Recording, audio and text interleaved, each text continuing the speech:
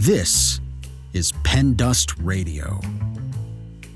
Welcome, all you literati, you lovers of words and tales, you who need a break in your hurried, harried lives. We have a salve for your soul with stories imaginative and original. Short stories, riveting fiction, and wildly creative nonfiction. Pen Dust Radio. Definitely not the same old story. Please visit us at pendustradio.com. This podcast is a production of Rivercliff Books and Media. We publish literary fiction and creative nonfiction. Learn more at rivercliffbooks.com.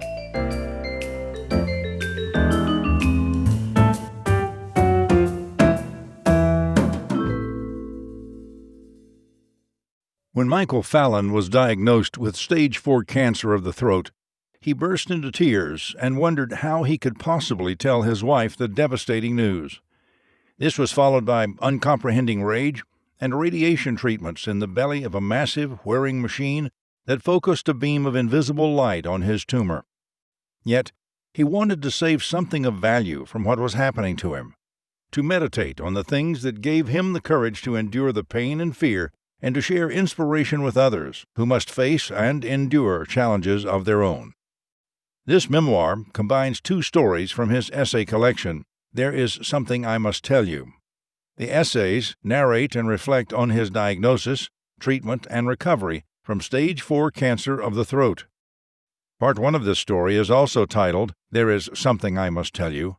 Part 2 is titled, The Mask and the Green Dragon.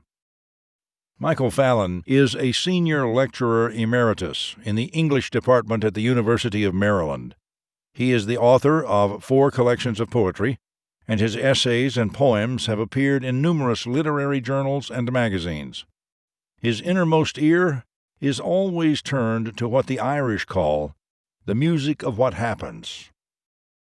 This story is copyright 2019 by Michael Fallon. This recording is copyright 2020, Rivercliff Books and Media. All rights reserved. There Is Something I Must Tell You. Written by Michael Fallon. Read by Milton Bagby. Part 1. Sometime during the day or night, many months before I was aware of it, I was changed forever. One cell in the lining of my throat, very near my vocal cords, had decided to begin replicating itself, soon outpacing the healthy cells around it, and I was divided against myself. A malignant mass began to grow, a part of me, and yet also my enemy. All it wanted was to live, to go forth and multiply. But this meant that my own death was growing fast within me, the lethal cells busily manufacturing themselves, nourished by my body and born on the stream of my own blood. I had noticed some changes in how I felt, both physically and emotionally, that spring of 2016. As the days grew warm, as I put in the screens and the air conditioners, and my wife and I made plans for our gardens, I slept more heavily and did not have the energy I thought I should. I felt mildly depressed, but was this because I had less energy? Or did I have less energy because I was depressed? What a slippery thing self-diagnosis is. Pity the poor mind, trying to figure out not only what is wrong with the body, but what might also be wrong with itself. If I get depressed, can I still count on my own judgment? If I feel exhausted, too, is there a pattern here? Or am I just trying to justify the fact that I don't feel like doing anything? But wait, some of these issues are undeniably physical. Am I being hypervigilant? A complainer? A hypochondriac? In April, the saucer magnolia outside my study window erupted in pink flames. And in May, the dogwoods, the redbuds, exploded up and down the block. While the air was fresh with spring rain, I wondered where my sadness was coming from. Could it be burnout from my job as a senior lecturer in English? Finishing out the semester seemed more exhausting than usual. Maybe the endless streams of papers had finally worn me down, and I began to think that I should be glad that retirement was not too far away. But I also noticed that at times my eyes inexplicably filled up with tears. There was a sting in my throat when I drank wine. A dull pain often throbbed in my right ear, and there was a slight change in my voice. It had grown deeper, seemed to me to have lost some of its mellow quality, and had a harsh rasp to it. I first noticed this on a tape I had recorded for a poetry competition. I thought that possibly the changes in my voice were just a result of growing older. Then I also noticed a lump in my throat. Nothing I could see on the outside, but there was a thickening just above my vocal cords that very slightly affected my swallowing and made it harder to clear my throat. Did all these minor annoyances make some kind of a pattern? What could that pattern mean? How long can an agitated mind wall off its worries before they begin to leak out? My wife, Ruth, noticed my constant fatigue and heard me complain more vehemently than my usual grumbling as I fought with myself to finish grading the piles of exams and essays. Should I tell her? I wondered. But just what do I say? Why worry her when I'm not sure what's wrong myself? Maybe all these annoying symptoms will go away once the pressure's off. Maybe I should wait until I feel more sure, or at least until I have a theory. The one thing I was certain of is that some changes had definitely taken place in me. I simply did not feel the same. I kept trying to figure out how all these symptoms fit together. Sinusitis, that sneakiest of infections, was a possibility. I could not count the times I suddenly found myself feeling depressed and wondering what in hell I had the right to be depressed about, and what I had done to make myself feel so exhausted, when soon enough I had a throbbing headache. Then it was obvious. Oh yeah, right, I've got sinusitis again.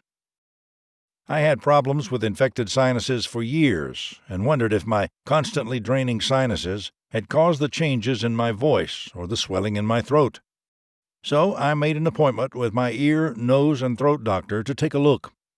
Yet somewhere hovering beyond what I was willing to actively consider was the knowledge that, though I had quit 6 years ago, I had smoked more than a pack of cigarettes every day for nearly 45 years. This pattern of symptoms might finally add up to cancer of the throat. The white-smocked physician's assistant who looked down my esophagus that day did not say a word, but immediately went to get the doctor. After some uneasy minutes behind the closed door in that mostly empty sunlit room, the doctor came in, followed by the assistant, and took his turn. He straightened up, they looked at each other, then he looked back at me and said, "Let me make an appointment for you." I don't specifically remember those blank moments 6 days later when I sat in another examining room by myself, feet dangling from the raised examining chair before the surgeon came in, but I know they were charged with fear, determined resistance to fear, curiosity, and a sense of unreality. Is this really happening? Has the shadow now fallen on me? Am I to be one of those people marked for death, pale and hairless, a jacked-up sack in a wheelchair? What would it be like on the inside to get seriously ill and die? And then there was the airiest glimmer of hope that maybe this wasn't really happening to me.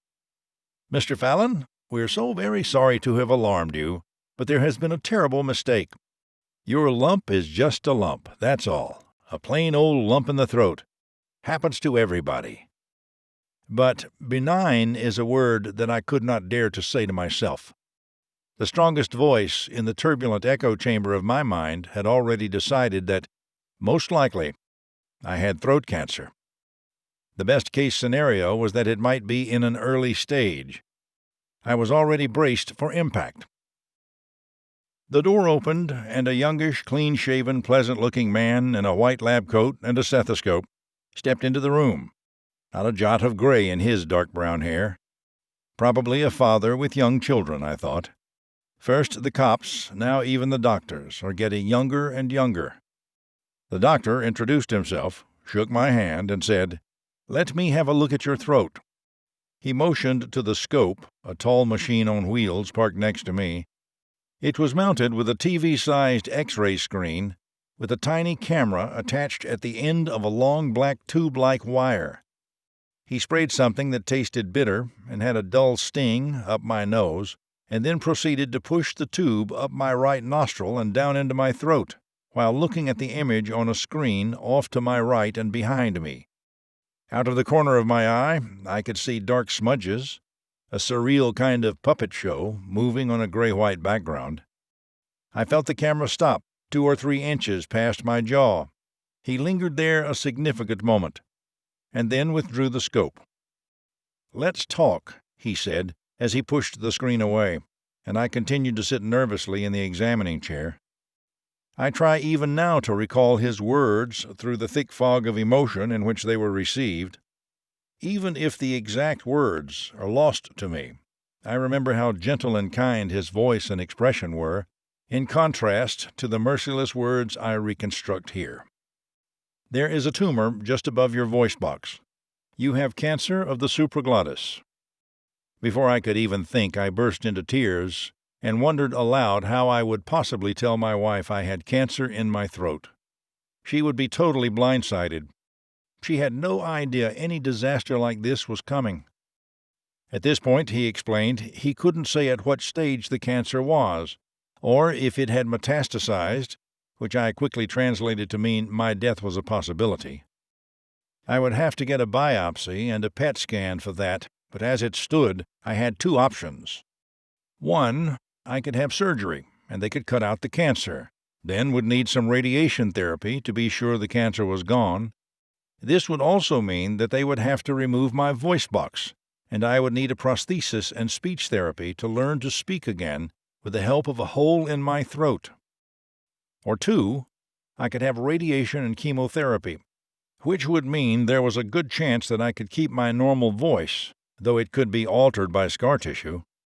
It's also possible that the radiation could damage my voice box, and it might have to be removed sometime later, or I might have trouble breathing and swallowing because of scar tissue and need further surgery as I grew older. He then scheduled the biopsy and the PET scan for the following week. All this sudden knowledge was like a blow to the head. You are dizzy and know you are hurt, but are not sure how badly.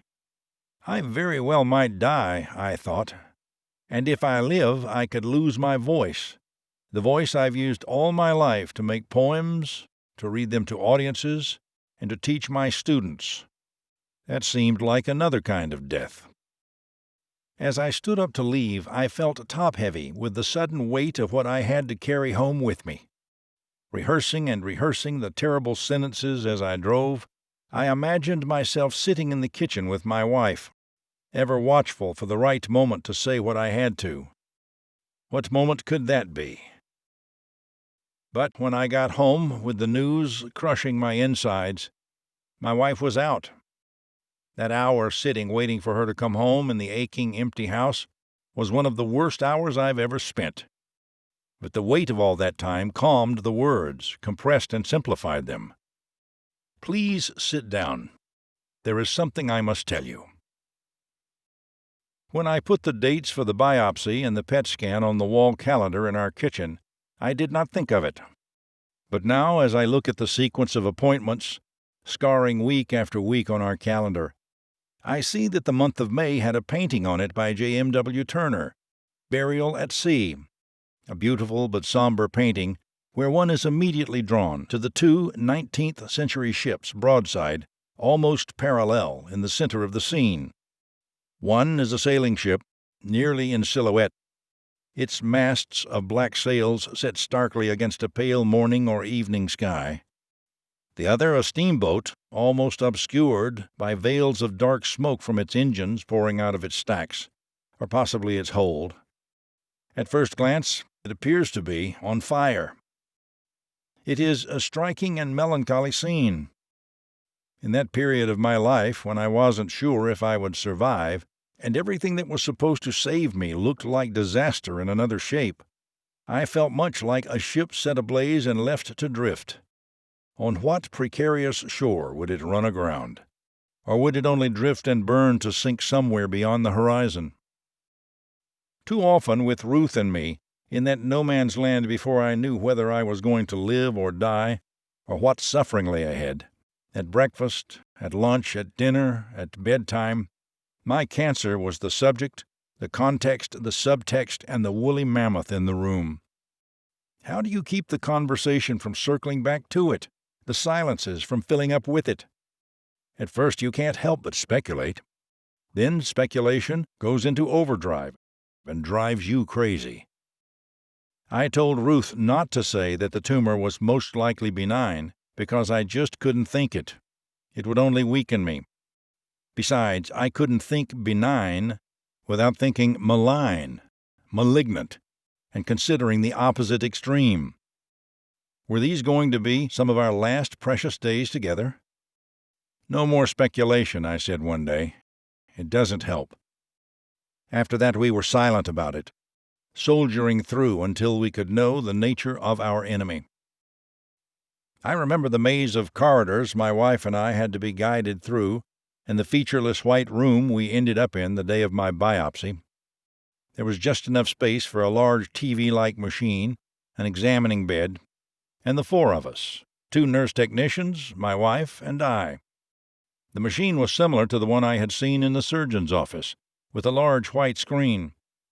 The nurse technicians put a gel on my neck and then slid a small mouse-like device up and down it, searching for the tumor. It all showed up on the screen. The inside of my throat, my tongue, and the tumor were all living shadows there. My wife was amazed at the miracle of it, but I was still a bit subdued and dazed with worry. Finally, they did a biopsy of the lymph node by running a very long thin needle down into the lymph node on the side of my neck. Inside the hollow needle was a tiny fragment of flesh, which would help reveal my fate. When I showed up for my PET scan a few days later, the young dark-haired radiologist showed me to a small box-like room with only a chair and television where I could wait while a radioactive sugar solution had a chance to find my cancer. He was cheerful and chatty and explained how the PET scan worked as he searched for the right vein in my arm.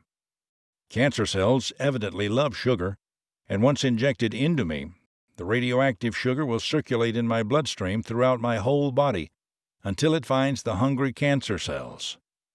They light up far better in the scan because they will consume up to 10 times more radioactive sugar than normal cells, and the radiation will fatally reveal them.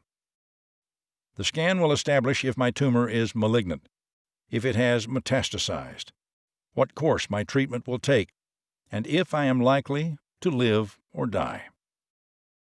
I have a vague memory of some whirs and hums, sliding slowly head first into a huge machine and down a white plastic tube, which seemed like the type used to examine victims during alien abductions, but not much else.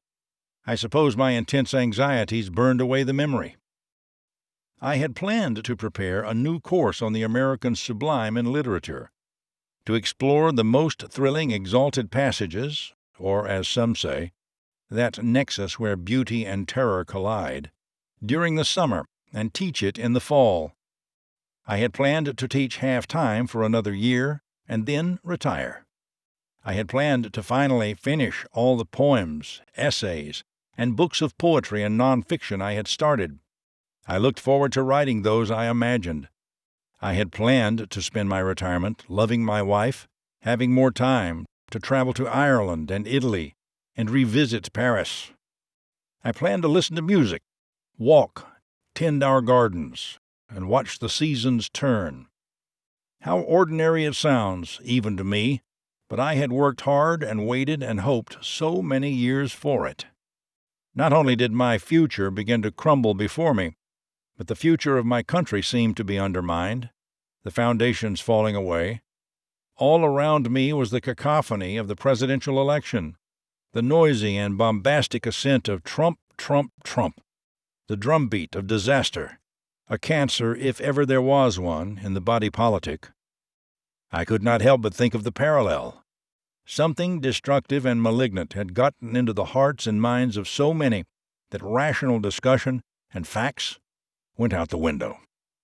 There was only paranoia, suspicion, conspiracy, a mass of lies, prejudice, and hatred growing into an angry tumor, and the disease was infecting our democracy and infecting our relationships with each other with distrust. It seemed to parallel my own cancer so that I was, most of the time, as worried about my country as I was about my own cure. My heart rose and sank with the fluctuating poles. While I waited for the results of the biopsy and scan, it seemed cancer was all around me, inside and out, and I was full of free-floating anxiety and pent-up anger. Normally, I'm not quick to anger, or easily annoyed, but now I was a bolt of lightning looking for a lone tree. I remember one day I pulled onto a parking ramp at the hospital with my wife. As I got onto the lot, there was a car backing out right in front of me. I stopped to let the driver out and to get the convenient space. Then the guy behind me leaned on his horn and kept leaning on it for what seemed a full minute as the car in front of me slowly, timidly backed out, allowing me to finally pull into the space. The driver then nosed up behind my car, and in a move meant to intimidate me and my wife, his bumper almost touching mine, blocked our path with his car. I got out, slammed the door, and turned deliberately, ominously to look at him. True to the horn blaster type, he had thick black-rimmed glasses and was short, plump, and bald. I could see it dawn dimly upon him that I wasn't in the least intimidated, but on the contrary, angry to the point of joy. After all, I had a semi-legitimate reason to blow my stack. When he saw my posture and clenched fists and read the look on my face, he knew he had made a mistake. "Come on, man," he said, as if I should regret the tiny inconvenience I had caused him, and drove away. Good thing, I thought, watching him go. When I got my breath, I was scared for what I might have done. I knew I was a walking cauldron of anger, but I didn't know the source of it, or sources, I should say. An angry mind does not deal well with complexity. I was angry because I felt helpless and didn't know what was going to happen to me. My life had suddenly changed, and I didn't know yet how it was changed. I was angry with myself for smoking all those goddamn cigarettes, that I had been addicted to cigarettes, and had deceived myself about the likely consequences after so many years. I was angry with the world for placing such a temptation in my path. I was angry that cancer existed, that there was such a thing as human suffering, that I was suffering, that my precious consciousness might abruptly cease, that death was built into life from the beginning. I was off balance and wounded, and I wanted to strike back at something solid, something I could smash with angry words, with a good kick, an uppercut, or a right cross to the skull. I was angry because I knew my anger was impotent, useless, and self-destructive. I was angry because I thought my anger was selfish and yet somehow justified because cancer was killing me. And what is cancer? Just a collection of cells gone berserk. Maybe my cancer was a kind of rage of the body at being subjected to all those poisons for all those 45 years. I was angry because I could not release my anger, except to snap at my wife much too often when something she said set me off, and then feel guilty and even angrier with myself for that. Still, the big, hot, inflated ball of anger remained within me, its thin rubber skin stretched to the breaking point. In those weeks, before we had the results of the biopsy, the scan, and the diagnosis, I wondered if the life I had imagined for myself was at all possible. Was it altered? Destroyed? Was the future I dreamed of just a pale mirage on the horizon? And so, my life drifted off course. I was that burning, drifting boat.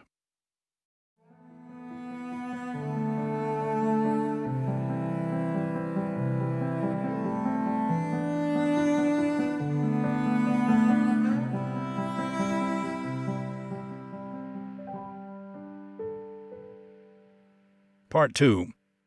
The Mask and the Green Dragon. It appears to be some kind of bizarre fencing mask.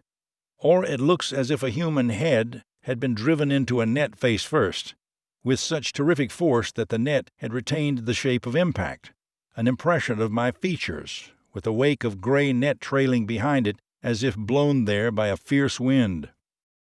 Its purpose seems to be to allow the subject to see and breathe while protecting the head and face. But protecting him from what? It's not made of steel mesh, which would keep out a projectile or a blade, but merely hardened plastic, because the threat the mask would protect me from is an invisible one. I remember the day it was shaped. A gray mesh with diamond-shaped holes was draped over my face.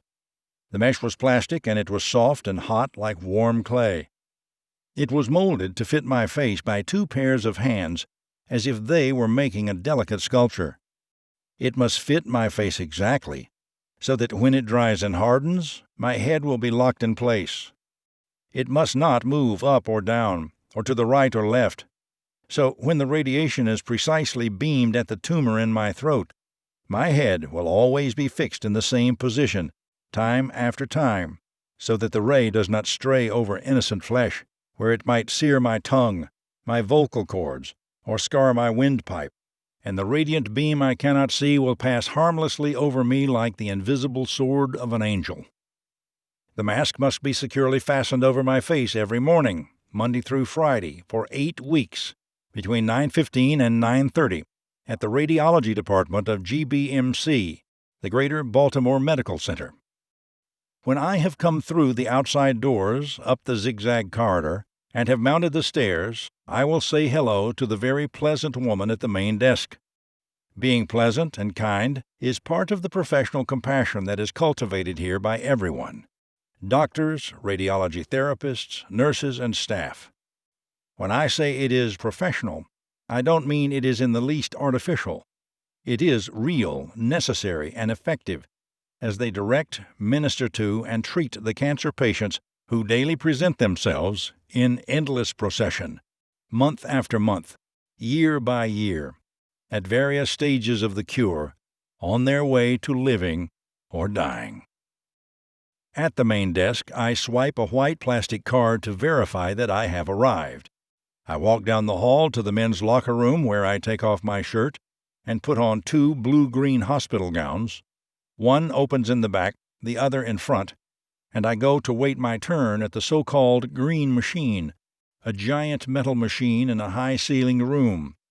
It is like a dragon in its cave, directing and focusing radiation on the cancerous cells to be destroyed. The waiting room reminds me of a small country train station. It is a square about the size of a living room, half open on 2 sides. Patients, usually no more than 2 or 3, sit in their gowns around the perimeter like travelers, making small talk as if waiting for a train, sometimes with relatives to see them off. They sit and fidget, read magazines, talk of their treatment. The veterans advise the rookies. Most of the men are bald and white-haired, like me. Most of the women are gray and elderly. Today there are 2 other men besides me. One is white and one is black. Both look older than I. But once in a while there is a younger man who looks to be still in his mid-30s, or a young woman who has lost her hair. How terrible! So young, everyone thinks, and someone finally says, after that patient has gone. I recognize the black man. He's been here before at the same time. I know he's ahead of me in the treatment cycle. He says hello, asks how I'm doing, and I tell him I'm not feeling any effects yet. He nods slowly, knowingly. I ask how he's feeling. All right, he says.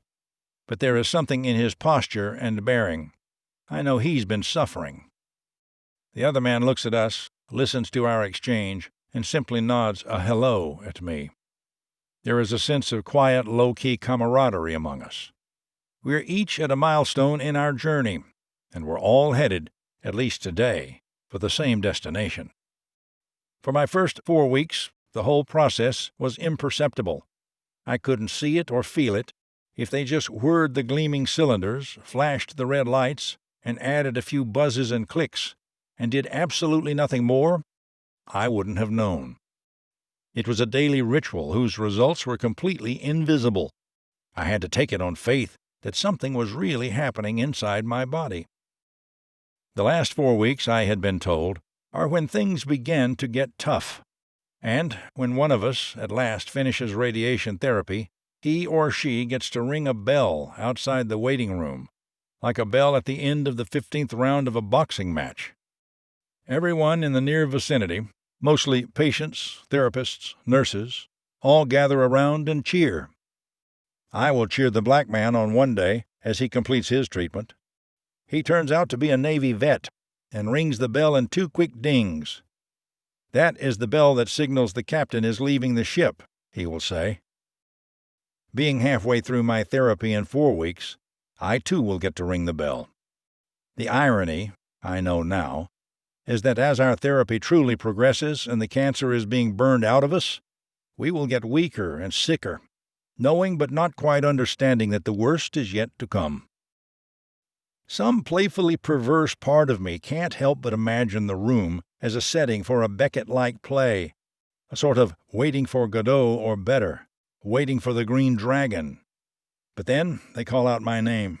As they lock the mask in place over me, I can feel it tight on my face, so tight sometimes it holds my eyelids shut as it presses against my forehead, face, and chin. The radiology therapists then ask if everything is okay, because some patients get claustrophobic with the mesh clamped so tightly upon them. Your body can contort and convulse, twist and kick all at once, but your head is clamped tight to the board beneath you and is going nowhere. It is a terrible time for a persistent itch on the ear or at the end of the nose, and of course that rascal, the imagination, often conjures one up just when it's impossible to scratch. The therapists then leave the room, and it is empty save for me and the green machine. Now I hear the lull of their voices next door. I lie with my back to what feels like a diving board, not quite wide enough to rest both my shoulders on. One shoulder blade or the other always slips off. I look up into the sudden branches of palm trees and the high drift of white cumulus cirrus clouds stretched across the ceiling. A deliberately calm blue sky is all around me. The diving board rises, shifts backwards. Great gleaming metal cylinders slide into place above me, lining me up correctly for the beam of invisible light that will slowly burn me, curing me week by week, saving what is left of my life. There are long beeps, which are probably the radiation zapping the tumor. I can't see or feel anything, but I imagine a laser-like beam slicing into a tumorous mass. The machine shifts. The gurney slides forward and raises me up beneath the metal console with 3 red eyes in it. I assume each emits a beam of red light for precisely repositioning me.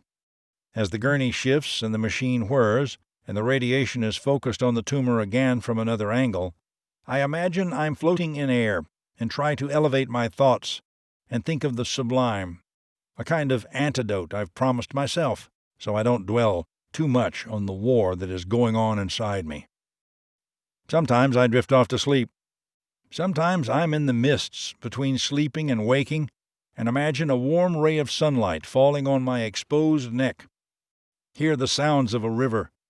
Float on my back and slide slowly downstream, the poplars and sycamores gliding by overhead.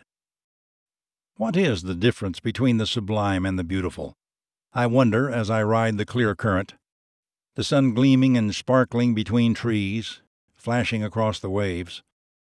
A woodpecker hammers, a blue jay makes its harsh cry, and a distant mockingbird cackles and trills, hidden high among the branches. The day is hot. The water is cool silk on my skin. Edmund Burke, the 17th century British statesman, orator, and writer, said that the sublime must have an element of terror in it. So must a truly sublime experience combine the beautiful and the terrible? I ask this as I drift, the roar of rapids somewhere out ahead of me. I'm swept swiftly along. Downstream I know there is a series of waterfalls. The river churns white around sharp black boulders and trundles over moss-stained cliffs, to drop into a vortex of rock and churning foam far below. As I drift ever closer, the static thunder drowns my thought. I am deep inside the green machine. I begin my descent as the board floats forward, then down in a series of whirring steps. I have been high up and far away. I'm not sure for how long. Now I feel myself being lowered again into the room, the gurney sliding forward. I try to keep my thoughts on this high plateau in my imagination, because otherwise I might think about the bloated, misshapen cancer cells multiplying within me, the radiation searing the tumor, burning and shrinking the malignant mass of cells. I pray that none of them survives to pass into my lungs or liver, floating serenely downstream on the river of my blood. I hear voices again, and the hands reach and unlock the mask. I look up into a pair of faces, the green machine and the high ceiling and the palm trees behind them. "Are you okay?" they ask me. "Yes, thank you," I say. And I am sincerely thankful for my cure. But I also know that a malignant, deadly force is still inside me, and that the radiation, too, is lethal. It is what killed Marie Curie. It is what blackened Hiroshima. Two murderous forces have been set against one another. My body must contend with them. To be cured of cancer is to wrestle with the angel of death.